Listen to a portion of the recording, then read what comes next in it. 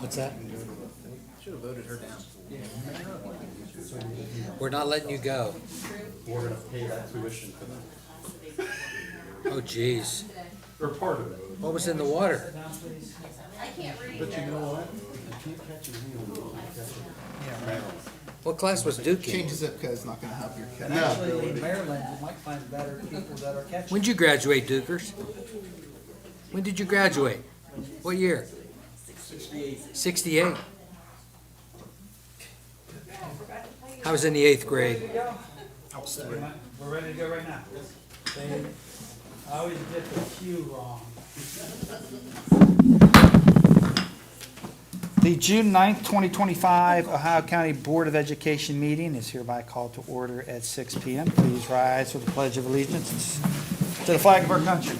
Pledge allegiance To the flag of the United States of America and to the republic for which it stands, one nation, under God, indivisible, with liberty and justice for all. Welcome, everybody, especially our retirees. I'm sure there are a lot of tears that are going to be shed tonight, and we've got lots of work to try to keep filling the system with great people. Dr. Miller, would you like to give us the superintendent's information? Yes, I just have a couple of items today.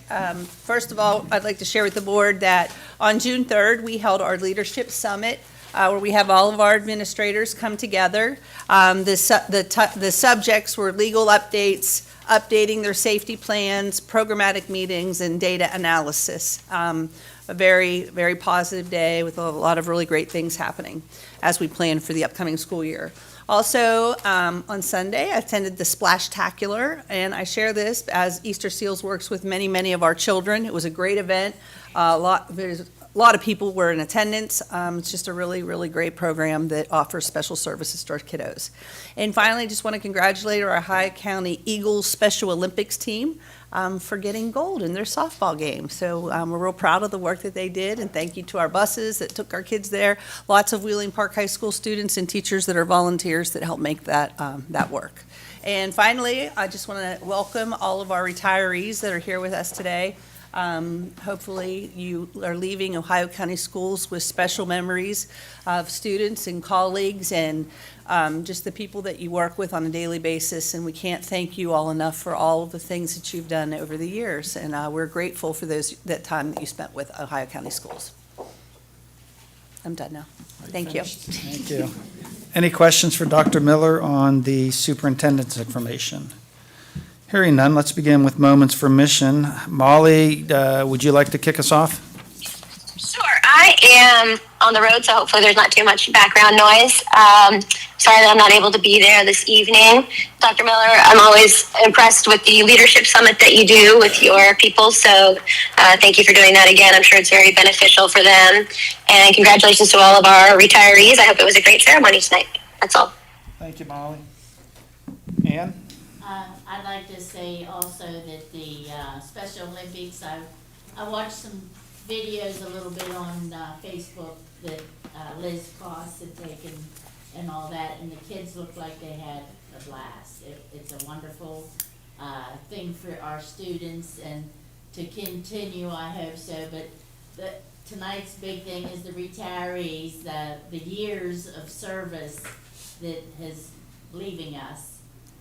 It's going to be hard to replace y'all, and I've worked with a lot of yous, so you will enjoy it. I hope. Yeah, you will, and I was a little skeptical when I did it, but congratulations and the best of luck to all of yous, and thank you. And some of yous I see are going to sub, and I think that's a wonderful thing too, so the county's still having you be a part of Ohio County Schools, and thank you for your service. Well, Ann, you were bored enough to come back, so. Andy? Yes, thank you, sir. I too would like to congratulate the retirees, and I have a couple questions that's going to lead me into my moments for mission. First of all, if you had to do it all over again, would you do it? Would you come back to Ohio County Schools? Just curious, with a show of hands. You retirees, good. Next question. If you put I don't know if you could put a quantitative amount or say something that defines your job, how much did you do that was beyond the scope of your job description? How many of you went way beyond the scope of your job description, okay? That, Ms. Jingle, I'm sure you did, okay? I know Dottie did too. Lisa was my secretary, and I know that she worked extremely. I don't know all of you personally. Paula's awesome. I know that you guys all did this. The reason I bring that up is because many times we say that teaching or working in the educational field is, people get into it because they're passionate. They have a passion for kids, or they have a passion for working with people. And that is part of it.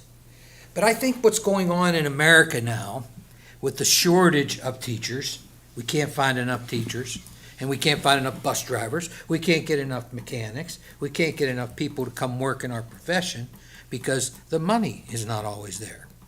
There was an article in the Pittsburgh Post-Gazette, and I'm going to apologize in advance. I'd like to read this. It's only a couple minutes.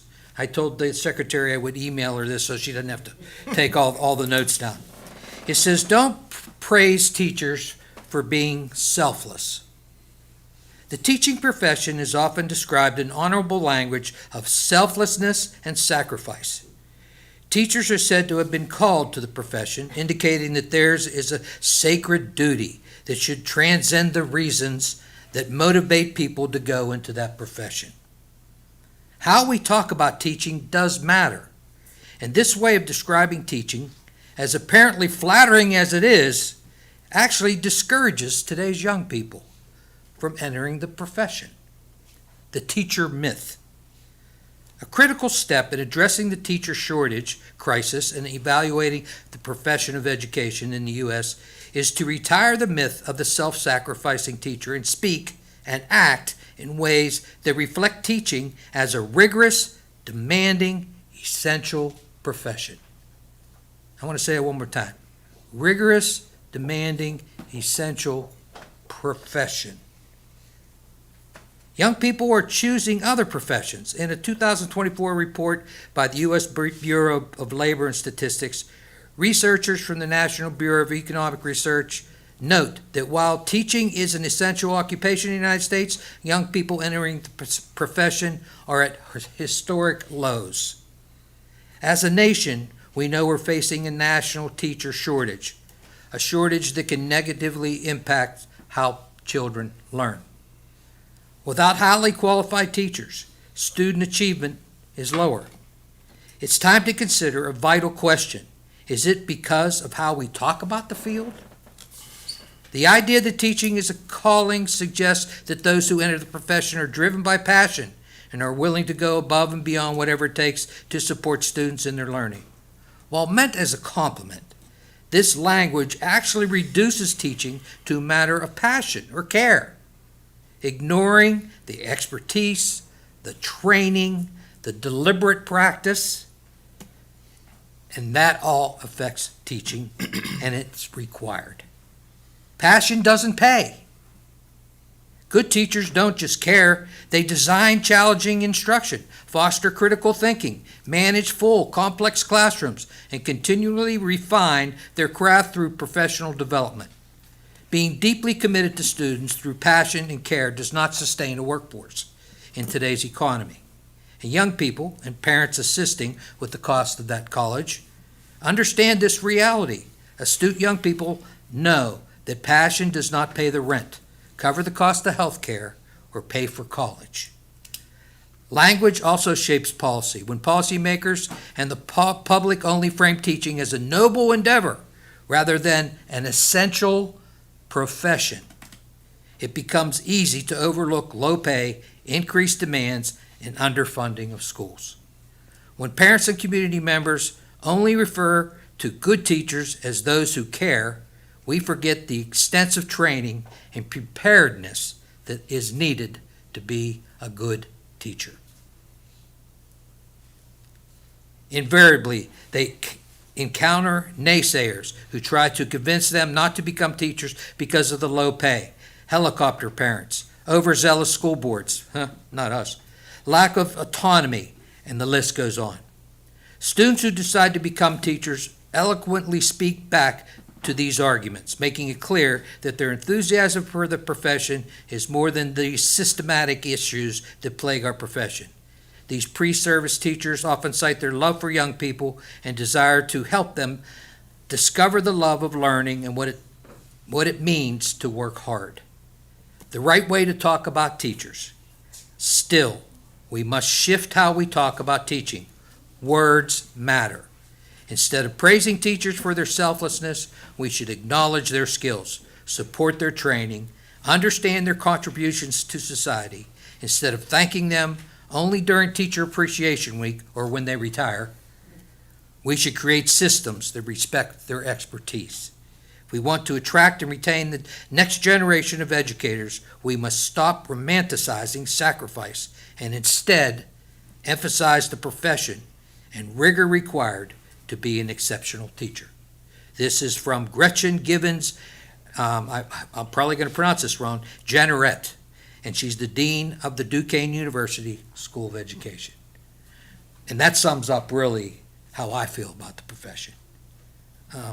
When I was a teacher, I have 2 master's degrees. I mean, I never stopped growing as a teacher and never stopped trying to refine my skill to be better. And most good teachers do that. Right, Ms. Jingle? Without a doubt. Retirees, thank you. Thank you for all your hard work. Yeah, Eric, the retirees, thank you for everything you've done. I look through the crowd here and a couple folks I know that aren't here, and I just think, what are we gonna do? I mean, there are some anchors sitting in this room, and there's some anchors that we know are retiring that aren't here. So, congratulations. I think it's great, and we'll miss you. But just thank you so much for your years of service. We appreciate it. That's all. Thank you, Bernie. I'll echo the appreciation for our retirees, the time and effort, and how you've helped build Ohio County schools and make it better. Part of the passion Andy was talking about is for kids, and I received a handwritten note from 2 7th graders that begins, "Our names are Ellie West and Katie Lewis. We are 7th graders going into 8th grade at Bridge Street Middle School. We're writing this letter on behalf of bringing home ec back to our schools." And they spend all this time of their time. I mean, it's beautifully written, and all of us here, this is, we have other things to do, and it's like, oh gosh. Then you get this, and you're like, all right, there's the payoff. There are 2 young ladies that see value in education enough to take time to write to this Board of Education, not knowing that it will even be read or addressed. So, Dr. Miller, you're going to have to get to work. Yes, that is, they've got the attention. So out to Ms. West and Ms. Lewis, thank you for the letters, and we will take your concerns under advisement and see what we can do to address them. Now, for the fun part, the Parade of Champions, Ms. Buton and Dr. Miller. Oh. Mr. Croft. See that Ellie West hit a golf ball. I do remember. He plays with Steve all the time. He's really good. Well, here's the moment we've all been waiting for. Retirement is more than the end of the career. It's the new beginning of a new chapter filled with reflection, rest, and renewed purpose. It's defined as the point in which one leaves full-time work after years of dedicated service to enjoy the rewards of a well-earned life beyond the workplace. So I certainly expect you all to be on the list. Today, we recognize and celebrate a remarkable group of employees, which I'm still calling our employees, whose career and education represent nearly 400 combined years of service. That's amazing. That number is more than a milestone. It's a testament to lives devoted to teaching, mentoring, leading, making a lasting impact on generations of students and colleagues. Each of you has contributed in unique and meaningful ways, shaping minds, building futures, helping create school communities rooted in compassion, excellence, and growth. And your legacy will live on in the students you've inspired, the staff you've mentored, and the schools you've strengthened. As you step into retirement, know that your influence does not end. It carries forward in the lives you've touched. May this next chapter bring you the same joy and fulfillment you have given to others throughout your careers. Congratulations and thank you. See you fun.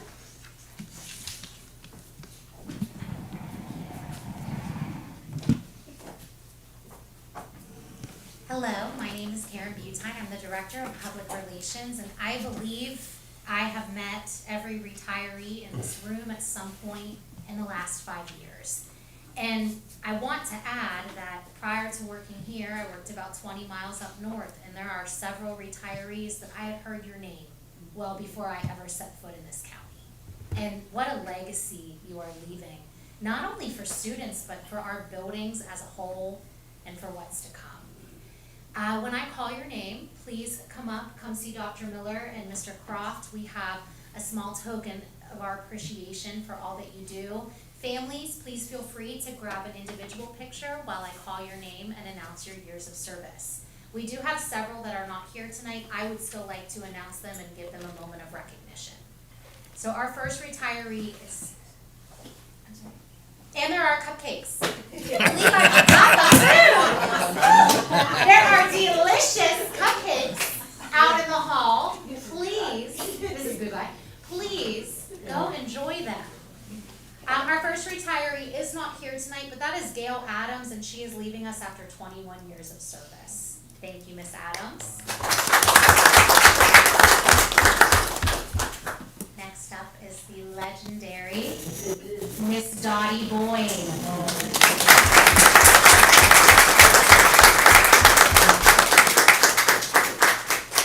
Dottie has been with us for 37 and a half years.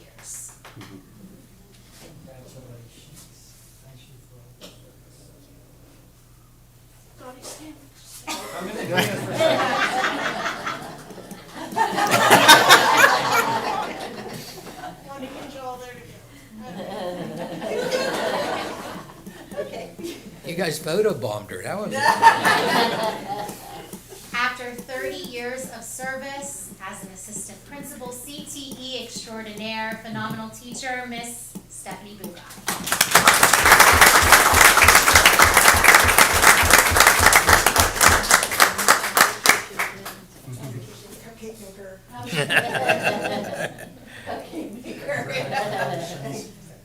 And for you, Thank you.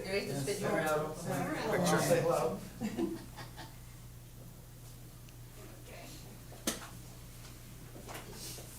After 36 years of service, Miss Joyce Galloway.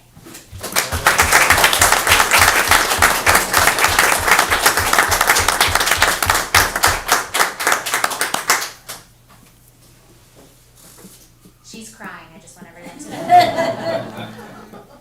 Sorry, Joyce. She doesn't get to leave after this either. I must add that this lady and I have been together for so long. She's seen my children be born. She's been with me in student services, and I couldn't thank you enough for everything you've done. Crap, she even goes in the delivery room? Oh my God. She does it all. Extraordinary. Charlene and Scott Gordon, I don't believe are here tonight. They are two bus drivers for Ohio County Schools. They are a husband and wife team, and they are phenomenal drivers. They are retiring after 14 and a half and 18 years, respectively.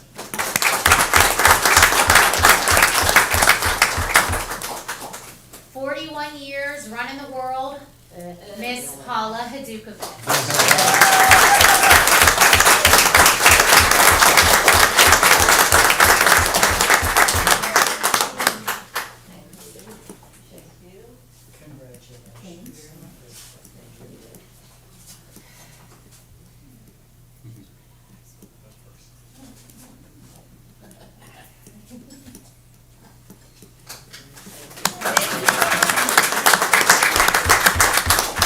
Paula is behind the scenes running the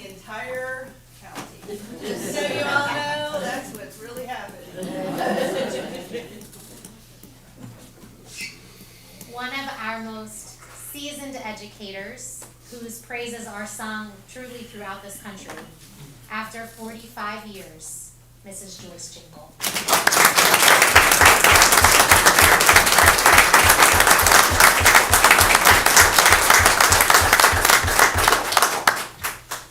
Congratulations.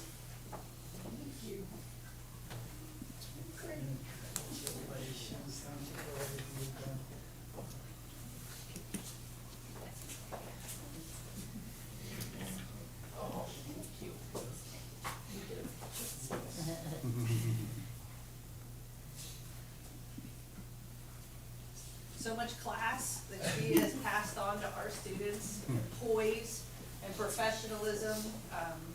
Can't say enough about Mrs. Jingle.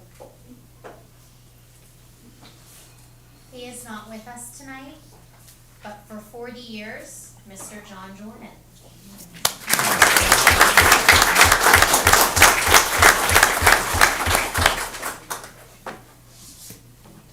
I don't believe Ginny Mancuso's here, but she has been with Ohio County Schools for 7 years as an art teacher. So Ginny Mancuso.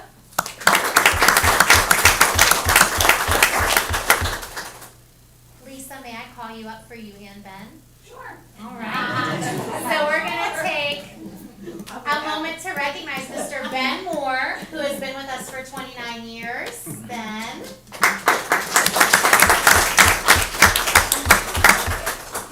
She said she's eating his cupcake.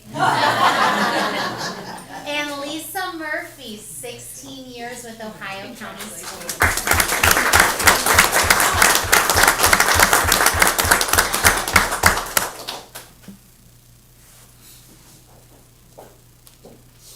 Wheeling Park High School ELA teacher who's trained several teachers over the last few decades. After 24 years, Miss Jackie Schreiner.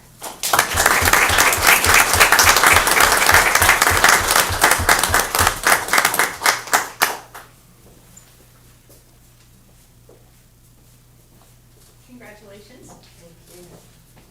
Thank you. Congratulations, Ms. Schreiner. Thank you.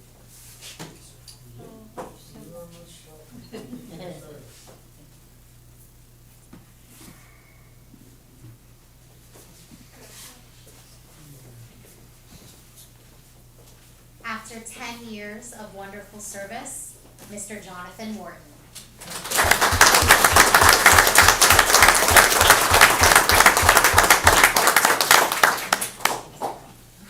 We might not let you go either. Thank you. I think you've driven every group of kids that we have.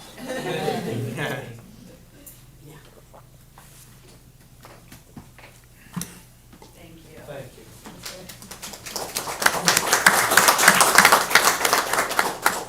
I have one more name, and that is Mr. Delbert Huffman. Delbert was with Ohio County Schools for 14 and a half years. He passed away this year. I'd like to offer a moment of silence in remembrance of him.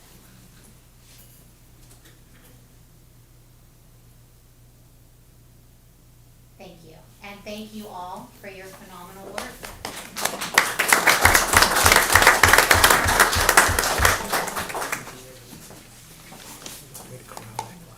You all are more than welcome to stay for the rest of the meeting and share more time with us, or now is a perfect time if you would rather leave. See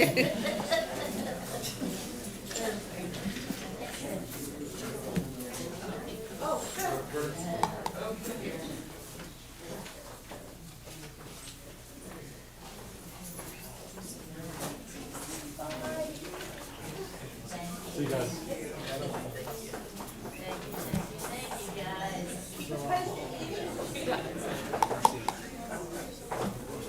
What are you looking for? Like one. I think she grabbed it. Yes, I think she got it.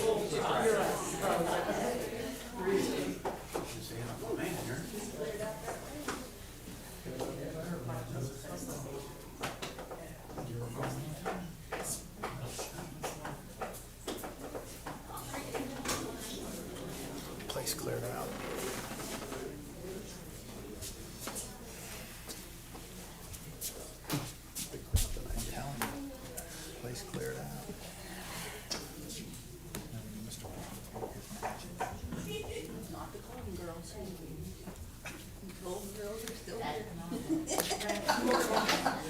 Got the Golden Girls. Golden Girls. They're back there. We're at your service. What you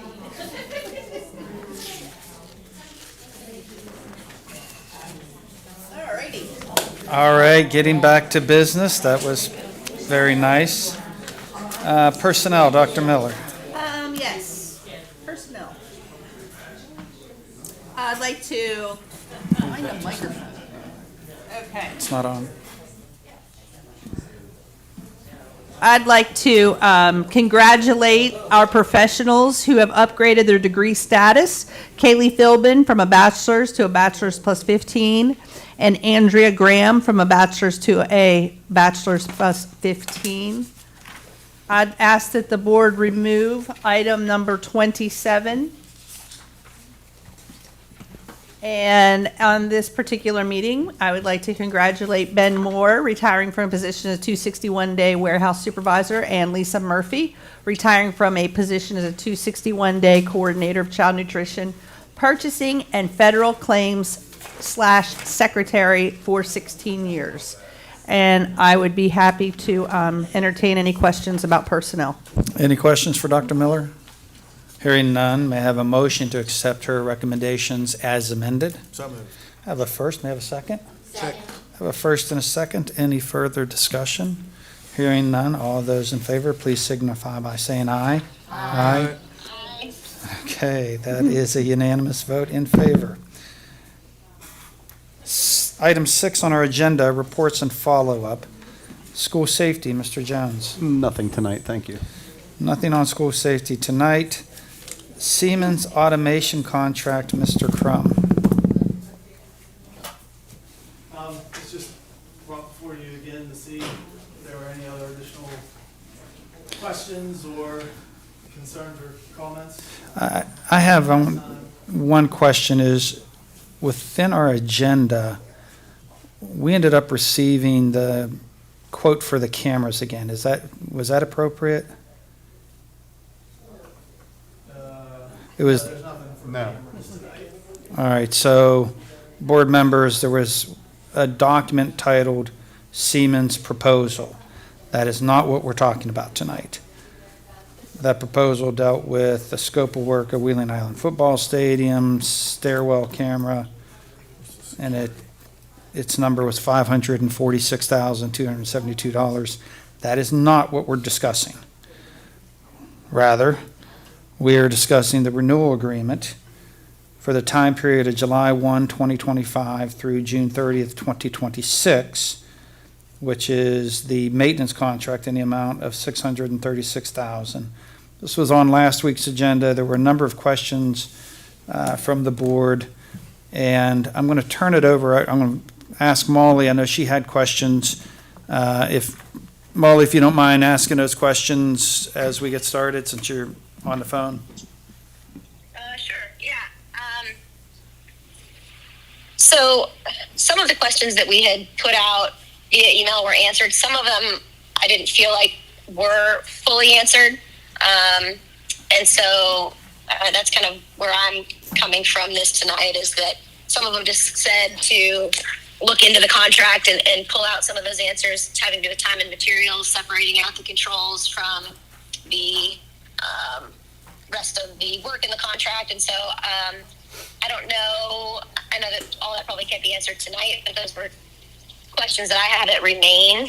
And I have a few other thoughts on it. I mean, for me, I know Siemens has done good work for us, and I do appreciate that good work. And I know that Mr. Crum and his team have been very happy with the service that's been provided. And this contract might be a great contract for us, and we may need everything that's in it. But I just feel like as a board member with what I have in front of me, I simply don't know that because we have been unable to competitively bid it. And so for me, as we're looking at a contract in excess of $600,000, our current financial situation being down $6 million, I think it is, from last year's budget, trying to be good stewards of the county's money, and so many good things that we want to do, like paying teachers more, potentially doing a healthy start time change that might require an investment, lots of things that require money. And so I just feel like I personally don't have the confidence that I need in this particular contract at this point in time to know that it's a good contract for our school system. I just don't have that confidence without being able to see it competitively bid. So that's where I am at this point, and it's a little hard because I'm not there in person to be able to have the back and forth with some more of the more specific questions, but that's kind of my perspective at this point. Okay, Molly, thank you. Bernie, I know you had some thoughts on that as well. I just kind of echo what Molly said, and I would love to see the work hours, actual work hours themselves logged from Siemens on the control piece and then on the maintenance piece. And I think we have that, for like the controls, we have probably a blended rate of $230, $240 an hour on the controls. So it'd be good to get a T&M, at least see the numbers, get a T&M quote if we were to carve that out of their contract, and then what they charge us for the remainder of the maintenance based on the number of hours. My thought there is if they can give us the number of man hours spent in the county last year, simple calculation divided by 2080, which is a full-time equivalent, will let us know how many people they actually had working here, and then we could decide whether we move forward with the contract or whether we try to hire outside. So that's kind of where I'm at with it as well. Andy, have you had a chance to look over the contract? Yeah, well, I've kind of looked it over a couple times, actually. I have no real questions. I think Bernie's question is a good one. When I saw the amount of money that the engineers and the people at Siemens would be charging, I just think it would be difficult for us to, unless we had another organization, another company, give us a bid on that. For us to restructure it and assume responsibility for taking care of our own HVC units in 18 places, I just think that's a difficult thing to ask. I don't know how much I don't know how much service personnel can be paid in order to facilitate a team, what that would entail. And it's not just that they're changing filters, there's a whole lot of engineering that goes into this and a whole lot of technical understanding that goes into maintaining and taking care of a HVC unit for the county in 18 buildings. So I just would be interested to see, if the possibility is even there. We had a hard time finding bus drivers. We have a hard time finding different aspects, plumbers. How can we find HVC people with the expertise to run our entire system? So that's where my questions lie. Ann, do you have any thoughts on this? Well, as of working for Ohio County Schools the years that I have, I must say that, like I say, Siemens is right on. They're, like Mr. Garber said, it's hard to find the service personnel, one, finding somebody qualified for it, but two, with Siemens, they might have, I don't know how many employees they have on hand, but when Ohio County Schools, I have called them myself personally, when I worked at West Liberty Elementary and we had no heat, I would call them when I would be at work at 5 o'clock in the morning, on the phone with it, and they're right there. They come, well, it takes them about an hour to get here, but it was I just feel what they give us, and I don't know, again, I'm sorry to say, but I'm not the sharpest knife in the drawer, but I do feel that you get what you pay for, and to me, if you go cheap, you're gonna get cheap. I do realize this is a lot of money, but they keep our children warm, cold in the summer. They work on, they're here to work on things, so I really don't know. I feel that Siemens has done well for Ohio County Schools. So I'm just not sure either. It'll be interesting to see if there's any man hours. I mean, they've been here on Christmas, they've been here, West Virginia Day even, we had something in the summer. They've been here, like I say, the big thing is Christmas, try to get somebody to come out on Christmas to do something. So, I don't know yet, I'm just really on the fence, I feel that they're, Well, that's fair. Yeah. And what I'm hearing from the board, and just, there are multiple alternatives that it would be nice if the board could consider. Is it hiring people, which we've all decided, that's a challenge?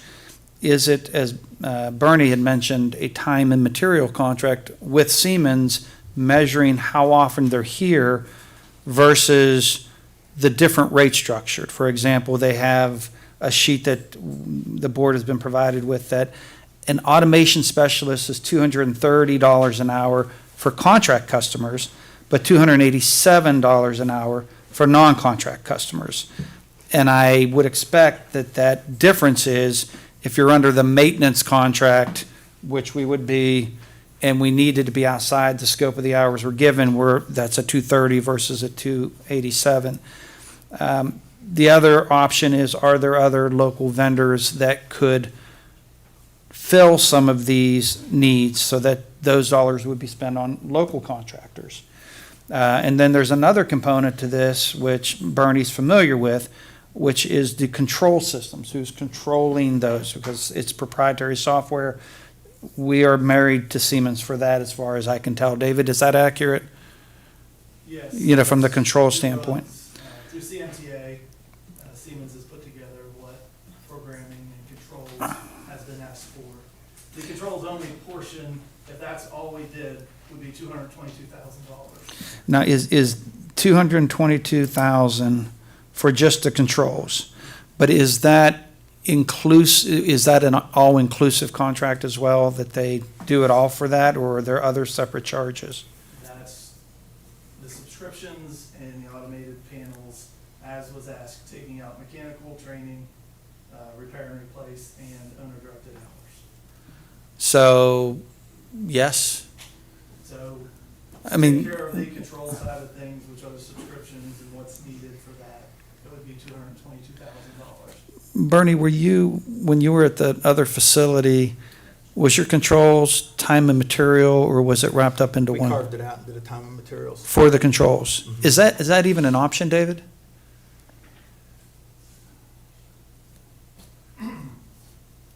I mean, it's not in front of you now, but that wouldn't be. It's just, I guess on my side, a little frustrating. We've had several meetings. We try to provide every piece of information without them having to give up a per dollar amount that any business could compete against and go against if this were put to a bid. So, I mean, it's kind of unfair to a company if you're asking for every single dollar and rate and time period. Anybody could come in and say, well, I can give you $59 an hour instead of $65 an hour, and I know that I'm gonna have that mixed. We've had work sessions, we've provided all kinds of different information. We have a controls only price of $222,000. Last year, before we brought this in, I had the HVAC people from the state take a look at that, and one of the questions at that time was, how many people approximately would it take for us to be able to do this if we were to try and do it in-house? And at that, they said at least 5 people. I mean, we have Don. What did they Ratcliffe. base that on? What's Do you know what that? they based that on? Did they base number of equipment, or did they base it Equipment on and size historical and man buildings hours? Okay. and, what we have.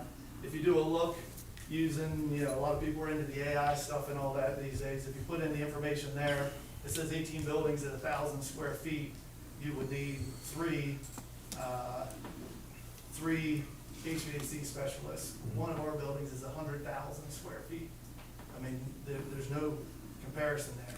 We're able to pay a brand new HVAC person $40,000 a year, $40,598.64 to try and bring somebody in to fill these positions, when Siemens pays their people $100,000, $120,000. In addition to that, compensation packages to do what we're asking. you know, the type of machinery and stuff we have throughout our schools. We have Daikin, York, Carrier, Trane, Fulton, Chemis, Mitsubishi, Lennox, Engineered Air, Ceresco, Water Furnace, Aon, Hydrotherm, Thermal Solutions, Walking Bar, Payne, Aircore, Rheem. These are just different types of equipment, pumps and VFDs, that whoever it is going to be working on all this stuff would need to be trained, certified, verified, and able to do that, which. Okay, we're getting a little off topic, though. So let me start with let me ask questions here, please. One question was the time and study on how much time it would take to complete this maintenance. In other words, what are the historic man hours? And the answer is a full maintenance plan is available on a service portal and can be accessed using my login credentials. That's not our question. The question is, what are the historic man hours? Because if we have that, then we can take those hours and then apply it to what those rates are to see, okay, they want a contract for $636,000, but if we were to do it with these man hours, here's the cost. Or here's how much it would take in order to distill the man hours down to full-time equivalents. That's a critical number that I think would be beneficial for the board to be able to understand what we need is information in order to make an informed decision. An informed decision says we are being asked to approve a $636,000 contract. And there's no doubt the Siemens is platinum standard service. But is, in light of the challenges that we know we're going to have, whether it's with PEIA or just with trying to get additional funding to our service personnel and our teachers, if we can save money, we should try. And what we don't have is enough information to determine whether are we spending more? Is it foolish to try to save money on something because we're just going to dig ourselves a hole? We don't know. But if we started with the man hours to see the amount of effort it's going to take and how much time will people need to work or have they worked in Ohio County schools on the last year is a launching point to allow, I think some of the concerns Bernie raised, that Andy raised, and that Molly raised, to say, okay, here's what it is. I'd like to see that as well, because now we can start to compare apples to apples versus go ahead and log in and figure it out yourself. That's not what the question was. It was that, Dave? Excuse me, Dave, let me ask a question here, and it's tailed on what Mr. Croft is saying. Did they give us a notebook with that information in, and wasn't there a binder or something that they gave us? Did it have that kind of documentation in it? I did not see what all was in the binder. That was given to Molly. Molly has that? Okay. Molly, can you hear? Is she here? Hey, I'm here. Yes, I Yeah. gave the binder to Dave last week. Yeah, so the binder's out there, and I'd imagine if you went through 20 tabs, but Is the information that we're asking in that? I didn't see it, not that it Okay. just says 'Cause I this is didn't how see it. often. This should be a keystroke for Siemens to produce. That's what I mean. That's why it's I just guarantee a that question. Their techs are logging their hours when they're here, so this should be a really simple thing for them. So just if we had that, David, can you ask for that one thing? So I did ask, and it says, unfortunately, we are unable to provide the total number of hours for either the mechanic or automation PMs. Siemens has already delivered the complete contract cost breakdown, relevant work orders, the complete maintenance plan, and a detailed breakdown of the contract. Please note that we do not disclose the estimated hours generated by our internal system due to competitive purposes. If you know exactly what it is, anybody that you want to competitively bid against this will be able to competitively bid against this, knowing if they're charging $80 an hour or whatever, I can charge 79 or 76 or 77. But that's the answer that came back. So no. So they will give it to us. Yeah. I Do don't we think they track make the that at business. all? Do you know, David? We don't track that. We just don't know. We would have, no. There's no way we could. One of Now, the, anytime that Without there's us a call, knowing it. they are here, and they take care of it. and one of the All interesting, business calls, all the heating calls, all the cooling calls, I don't pay anything extra for that. Ohio County Schools doesn't pay anything extra for that. When they came down at Christmas time, and we had to do all that stuff, we didn't pay anything extra for that. Right. We had a It's maintenance all agreement in place. We Now, are should. there things we do have to pay extra for? yes, as any company that would do. this Yeah, outside the kind of terms of the business. contract you're gonna pay. The repair and replace, those are estimated numbers, you know, $85,000 for repair and replace. It may cost them $120,000 if one of our big ticket items go out. Or they may get the deal of 1 year if we don't have as many things that have to be Sure. repaired and replaced. I mean, so those are, you know, that's. It's like another buying a warranty on estimated your number car. that's in there. You don't know. Well, I'd like to table it until next week and look at that binder a little more closely. If I may, Dave, just By all throw means, Andy. this out.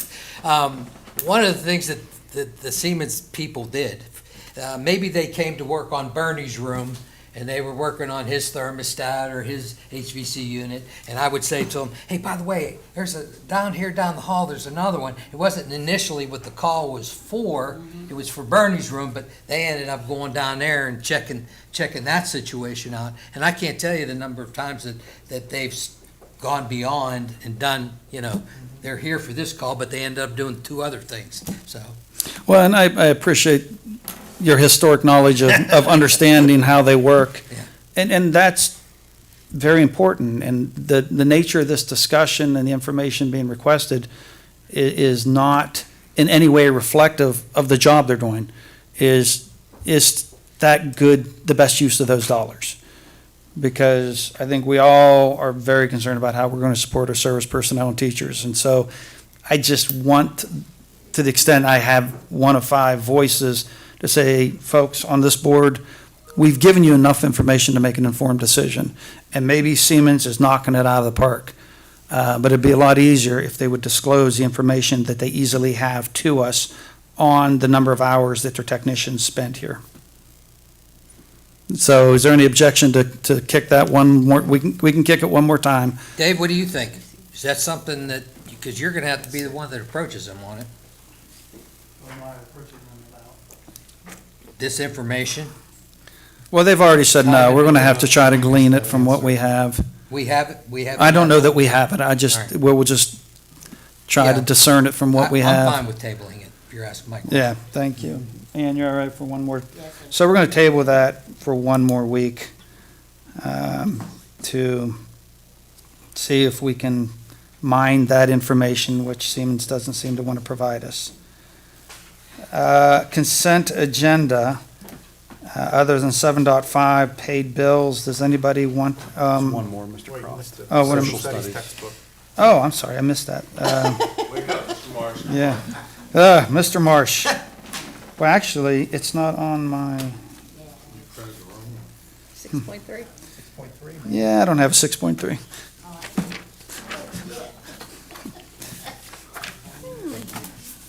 Thanks, Walt.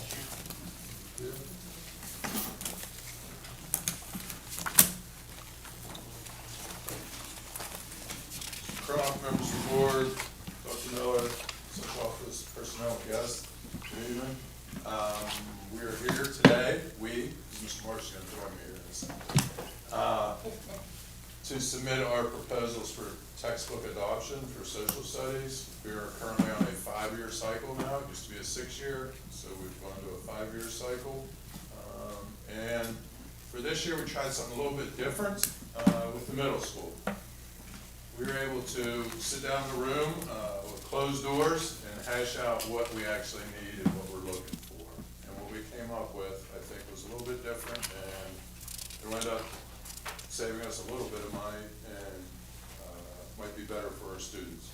In 6th and 7th grade, we are not going to purchase a textbook or a digital textbook for every single student. What we're going to do is get a class set and have it in the classroom. And that way that availability will be there for the students in that room. They won't have to lug them around. We've kind of gotten rid of lockers. We've gotten rid of book bags and stuff like that. But we'll still have the resource there available for them and for the teacher.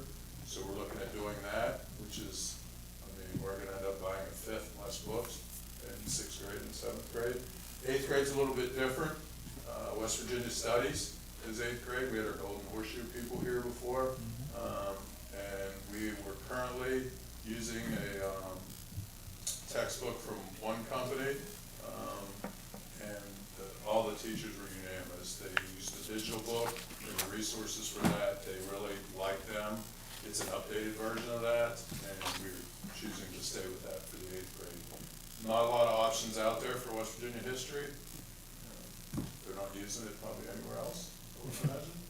So that book and that gentleman, that company, they're really good. And we worked with them, all 4, there's 5,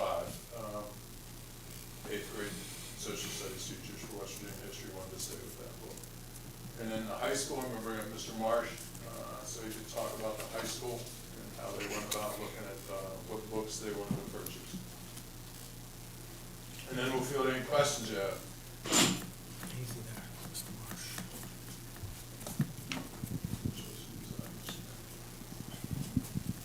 I'm not sure. Mr. Croft, members of the board, Dr. Miller, Mr. Jones, thank you for allowing me to come and speak to you about our textbooks and resources. Just to give you a real quick history, brief history on social studies at the high school. We have 12 social studies teachers. We have 4 required classes that we have to take.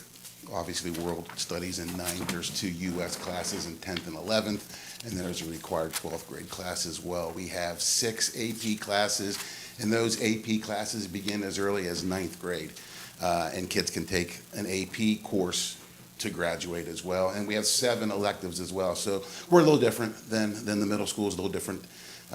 But in that sense, this is probably my 3rd or 4th time doing the textbook and the resource. Started in February. Myself and Mr. Stanton went to Morgantown for the textbook caravan, met with all the publishers. One of the things that we noticed when we finished speaking with these publishers was all publishers and everything that we chose is cohesive with Schoology. That when we did this in 2019, Schoology wasn't even in consideration. So everything matches up with Schoology. We can put a test on Schoology, take a test, and kids can get their feedback instantly. We can look at test scores, see what areas were issues, and instead of slowing down and going back and reteaching that, we can take the new resources from these publishers and we can add that information to later units and later chapters, and we can assess a little bit later without having to stop the entire class, which is really good. They're Google affiliated, which we are here in the Hyde County Schools. We're through Google, our Chromebooks and so forth. We don't use the hardback books any longer. We're at least the 14, 15, 16, 17, 18-year-olds, they're all technologically advanced much more than probably 12 teachers that teach them. But we like to use the online resources. The platform is phenomenal. We can set the different platforms to the level of the student.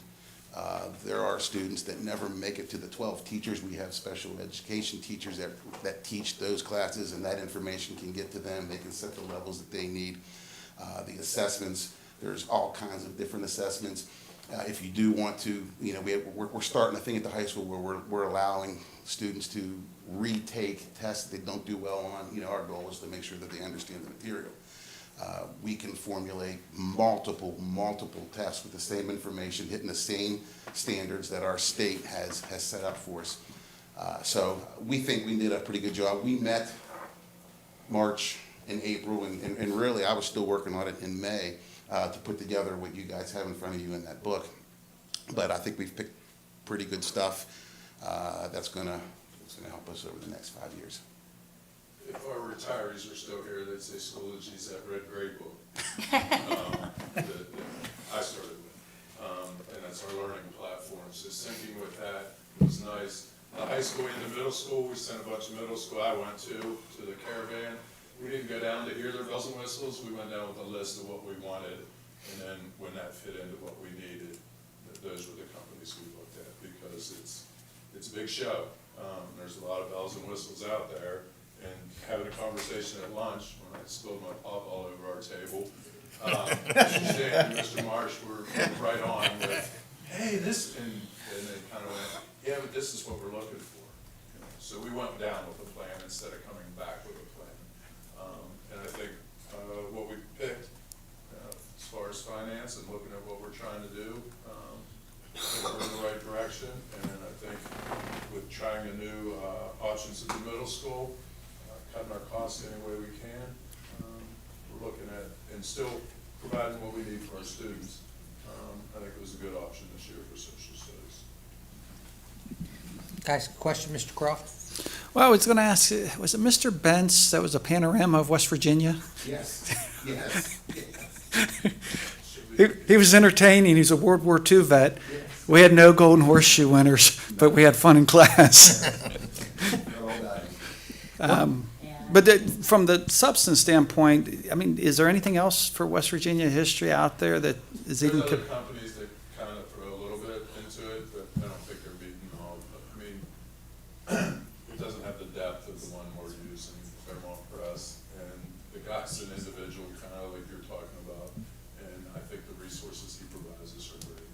And all five, we have five, because Wheeling Middle splits, Warwood splits their 8th grade, so we had 5 teachers, and they were all on board, no question. That's been a historical issue with 8th grade West Virginia history, where it's been very scarce of the options. But it still has to pass, is it 80% of the standards there were have to be 2 other covered within that companies. text? Okay. 2 other companies this year that showed up with digital resources only for that, but they weren't in the same league as. On that same note, there's enough material in that 8th grade curriculum, West Virginia history, to cover the year?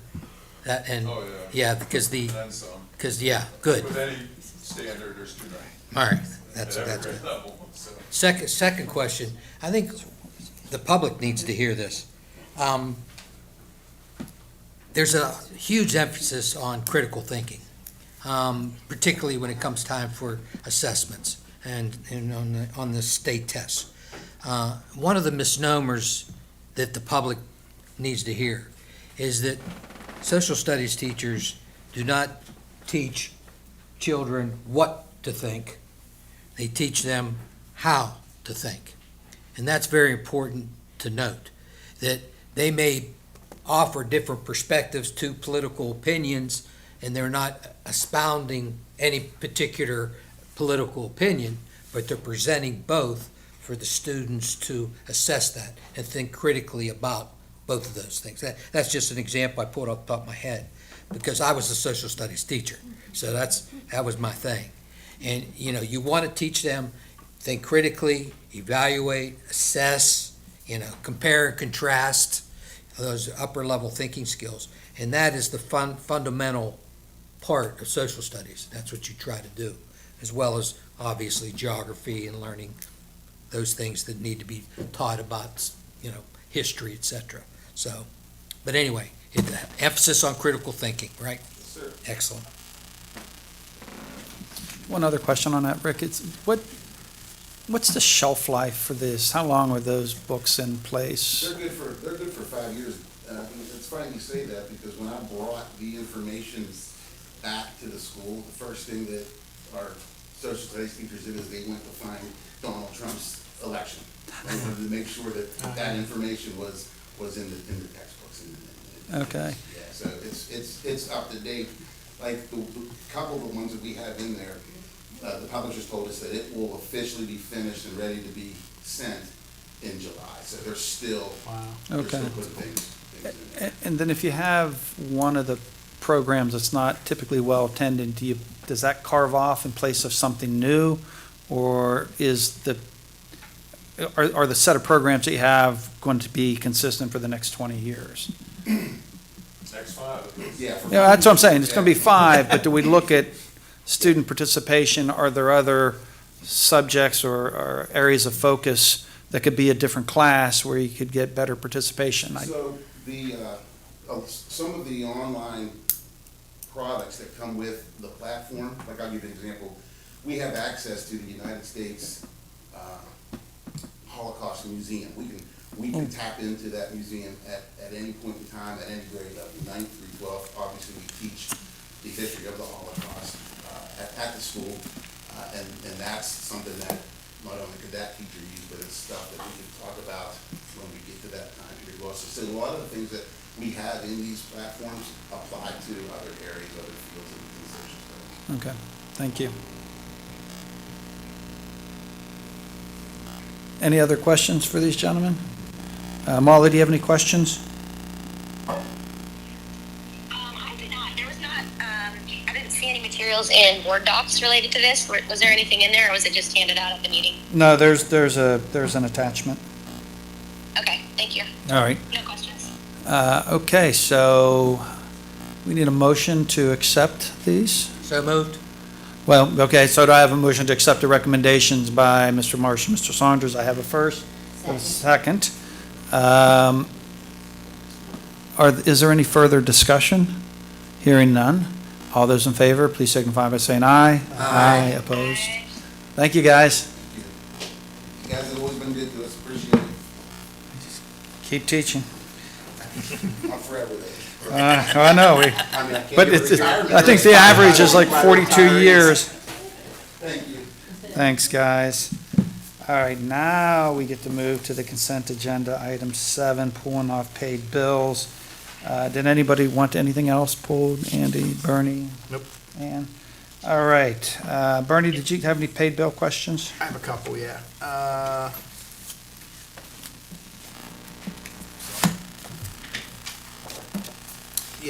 Check number 224011, Life Song Therapy for $1,600 for May Music Therapy. What's that involve? That is within our pre-K program. Okay. It's music, they come and teach music and use instruments and things. Okay, cool. Okay, thank you. And then 224025, Ogilvy Resort Project Kind Program. Project For Kind is 7,000. it's for kindergarten, pre-K through 3rd grade, and it is like an incentive program that when the students complete a volunteer project, Okay. some may collect food for, Yeah. for like the animal shelters, some Uh-huh. may do cards to veterans or to nursing homes. Once they do that, then Uh-huh. they are provided a trip to Oglesby. Oh, cool, okay. And then, I've asked this before, the copiers, are we, so 7,000 a month, do we have to bid that out at some point? We do. It's every 5 years, and I think we're. Okay. I know I've answered this question to you before. I want to say we're 2 or 3, maybe 3 years in, so we're not there yet. A couple more, Yeah. okay. Thank you. And then, What's the term of that contract? Is it Same thing. It's the 1 year with 4 renewals. for automatic renewals unless you give notice to cancel prior to? Correct. 224069, for West Liberty to stream the graduation. Could our radio and TV program not stream the graduation? I think it's on their station. Correct. Okay, It's streamed actually Gotcha. on their station so that people that cannot attend okay, will watch. so it wasn't actually the filming of, it was actually the, Correct. okay, cool. That's it, thank you. Thanks. Andy, do you have any? Just nothing, thank you. Ann, do you have any? Molly, do you have any bills you want to? I do. I just have one. It was the, I don't know if I have the check number here in front of me, but the charter buses for Speech and Debate National Tournament. Yes, it's check number 223990 for $20,337. So it says Speech and Debate National Tournament, $8,817. How many students and teachers did we send on that trip? Steve's I don't have that information. doesn't have it That's right not- now. It's not something. So I guess my question is, do we need a full charter bus at almost $9,000 for that, or could we utilize our vans for those types of smaller trips? I'm pretty positive there's more than what our vans can carry. Wasn't it the distance? Yeah, I mean, they did, The distance, I think. was yeah, they did go to Chicago. So that was a charter bus to Chicago? Correct. Okay. Okay. Because the tennis state championship was 6,300. That would probably be another relatively smaller group of students that represent the tennis I team. believe that was the only tennis one, and I know we've talked What- about it before, The Charleston? 10%, yeah, but there's 10% of their matches, but I believe that was the only tennis one that came through this year. Would you repeat that? So, during a season, we give 10%, or we allow them, for 10% of their schedule, take a charter bus, it ends up being like one game for football and I think maybe two for basketball. And this was the only one that tennis used. Okay. Did you hear those explanations, Molly? I did, yeah, I think that's something I'd like to have some additional conversation on going forward, because that's a lot of money. Yep. So if we, something to talk about as a board and see if that's still something that we think is a good use of funds. So, I thank you, It's Steve. priced out by the athletic department. I mean, this isn't something that they just call the same. So it's priced out in advance is what Steve is saying, Molly.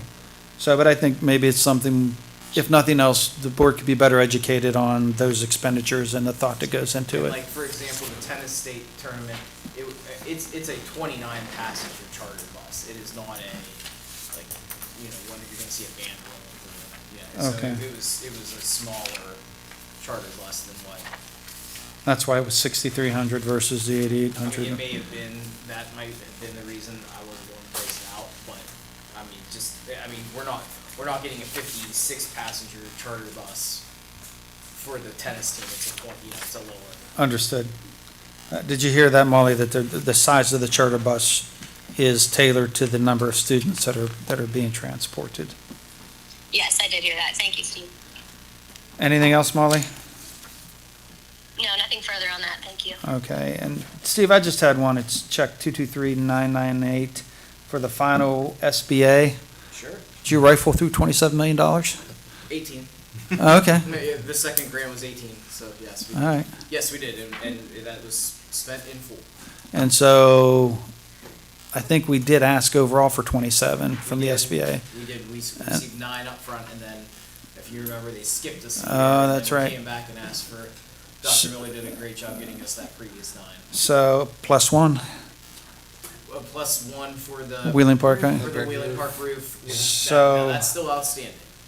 Well, it's still out there, but I want to congratulate Dr. Miller on procuring it and you and David for being able to perform the work and report it in a manner that we're reimbursed. So congratulations and thank you for the diligent work. Thank you. Here, here. You're welcome.